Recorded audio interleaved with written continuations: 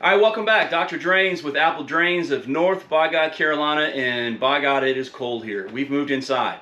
Now, if you're a Step Brothers fan, this is my beat laboratory. This is where all the magic happens. Now, I'm going to ask Sarah not to pan around because it's a disaster. We've unloaded 2 vans in here. I got tools everywhere. I haven't straightened it up yet. So by the weekend, it's going to be done. So what I want to do is, people ask what kind of rock are you supposed to use. So I'm going to show you. I've got 2 jugs of rock here.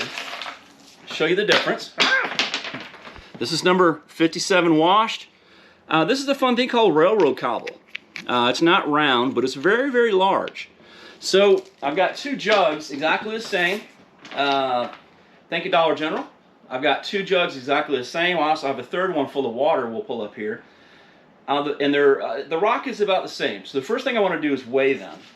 So my railroad cobble, which is wonderful, irregular rock, that weighs 12 pounds, 7 ounces. All right. Now, our number 57 wash, which is very common, that weighs 13 pounds, 7 ounces. Okay, so why is that important? Why are you wasting my time with a scale?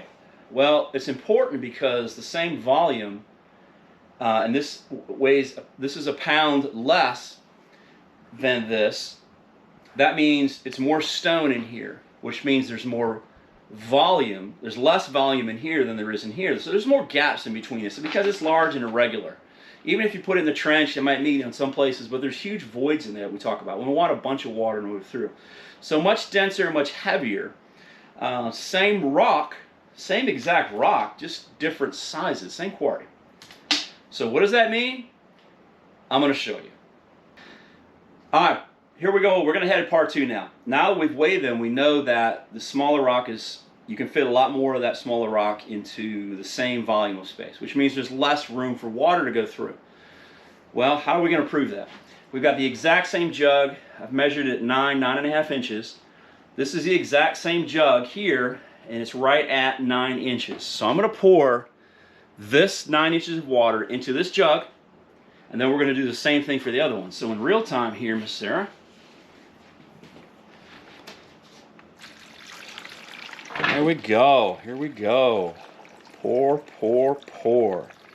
And I'm going to go to 9. I'm going to stop. Okay. So I'm at 9. And if you look here, we're at right around maybe 5.25 inches. 5.25 inches.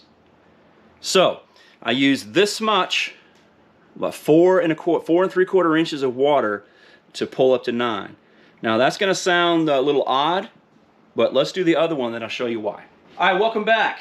Now we're going to do the railroad cobble. Again, about the same level, very, very close. We're going to pour the water, so there's no trickery or witchcraft. We're at 9. All right, we're just going to pour it straight in.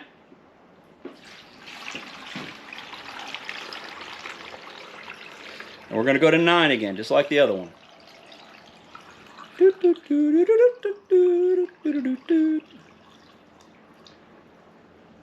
Bam. All right, we're at 9. Keep rolling, Sarah. All right. So let's look here. Now we are at 4.75. Now remember, the other one was at 5.25, so it's about 1/2 inch difference. So as Sarah backs up, that means I poured more water into the cobble, the railroad cobble, than I did here. It's about 1/2 inch. Oh, that's no big deal. Well, it kind of is. If you're going to pick between which rock to use, whether you use the little or the big, again, these are both washed stone, you want to take the larger one every time because there's more voids. It'll hold more water in the trench, which means, you know, as this stuff settles a little bit, these little rocks tend to kind of, I'll just reach in here. This is number 57 washed. I just grabbed a handful. And you'll see you get these little bits in number 57 washed. And what happens is those tend to bunch together and close the voids over time. Not completely, and that's why we use stone. But I'll just reach in and grab a handful of the railroad cobble. You can see the difference here. You can see the spaces that this railroad cobble will go. And if you can get some really good round stone, which we don't have around here, that's even better. But the railroad cobble is 100% better because you can put more water in the same trench. So if you're a DIY person, you go to Lowe's or Home Depot and you're like, I'm just going to grab this little gray rock because that's what everyone says. Don't do that. Spend a little bit more money.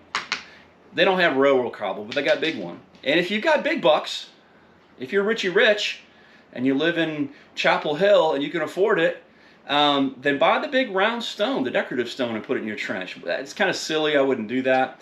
But definitely the larger stone is what we use. We recommend it. If you're a DIYer, buy large washed stone. You can go buy it at a quarry, your local. Even in Durham and Raleigh, they have some places where they have rock for sale, not a quarry. You can go in with your pickup truck and you can load up a load in your pickup truck. But get the big stuff and make sure it's washed.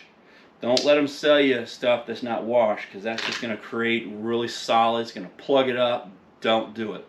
All right, from the Beat Laboratory in North By-God, Carolina, in our Rock Lobsta test, Dr. Drainz signing off.